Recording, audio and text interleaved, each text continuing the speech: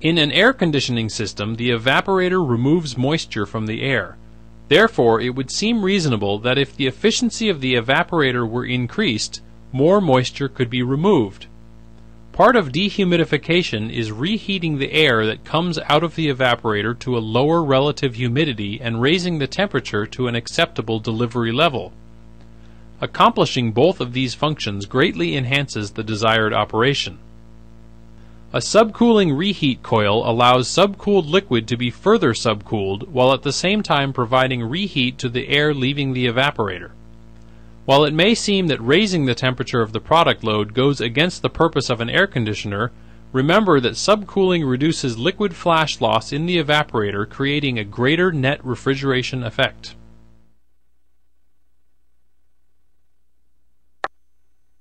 EnviroGuard is a refrigerant control system that allows head pressures to float with the ambient temperature while reducing system refrigerant charge up to 1/3 when compared to conventional systems. The amount of liquid refrigerant used in the EnviroGuard system is controlled by a system pressure regulator. The system refrigerant charge is reduced by taking the receiver out of the active refrigerant circuit and allowing liquid refrigerant to return directly to the liquid manifold, which feeds the branch refrigeration circuits. With the receiver out of the active refrigeration circuit, a minimum receiver charge is no longer required as with conventional system design. The receiver is now only used as a storage vessel to store the condenser charge variations between summer and winter operations. The system pressure regulator is controlled from a remote-mounted refrigerant-filled ambient air sensor connected to the SPR by a pilot line. When the ambient air temperature rises, the pressure inside the sensor and pilot line rises, exerting a higher pressure in the pilot line and diaphragm of the SPR valve, which determines how much refrigerant will be bypassed to the receiver. When the ambient air temperature drops, the pressure setting at which the SPR bypasses liquid refrigerant to the receiver also drops relative to the ambient air temperature. Anytime the condensing pressure rises above the corresponding ambient air sensor pressure, the SPR begins to bypass refrigerant into the receiver.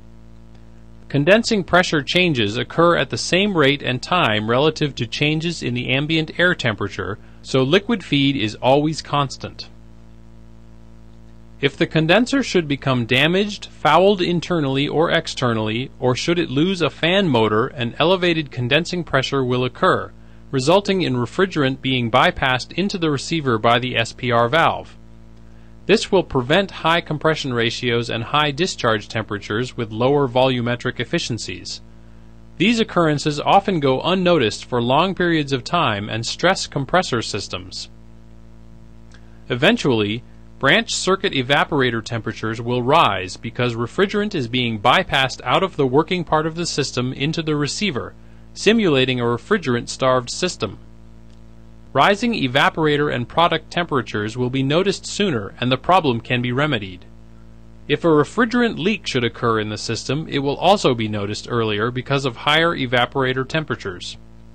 Overall, less refrigerant is lost to the atmosphere than with conventional system design because system problems are noticed much faster. Whenever any or all of the compressors are running, there is a bleed circuit that is open to the suction manifold which bleeds from the receiver back to the system for use.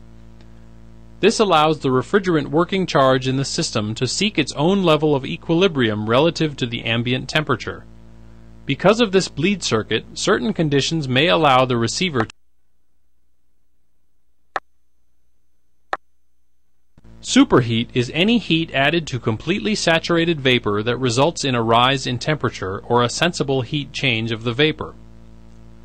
Superheat is measured in the difference between the actual temperature of the refrigerant vapor and the saturation temperature of the refrigerant at that pressure.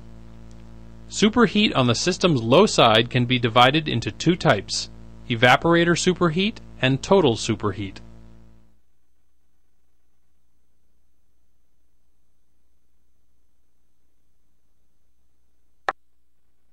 Evaporator superheat starts at the 100% saturated vapor point in the evaporator and ends at the outlet of the evaporator. Technicians usually put a thermistor or thermocouple on the evaporator outlet to obtain the evaporator outlet temperature. A pressure gauge at the same point as the temperature reading will give the technician, using a pressure temperature chart, the saturated vapor temperature. If a technician were to measure the pressure at the compressor instead of the evaporator outlet, a higher fictitious superheat value would be read. As the refrigerant travels the length of the suction line, there is associated pressure drop from friction and possibly other restrictions.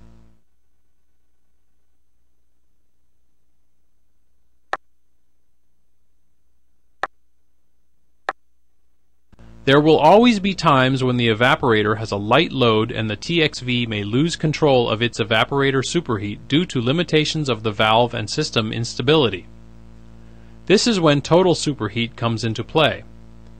Total superheat, also called compressor superheat, is all the superheat in the low side of the refrigeration system. It starts at the 100% saturated vapor point in the evaporator and ends at the compressor inlet. Total superheat can be measured at the compressor inlet.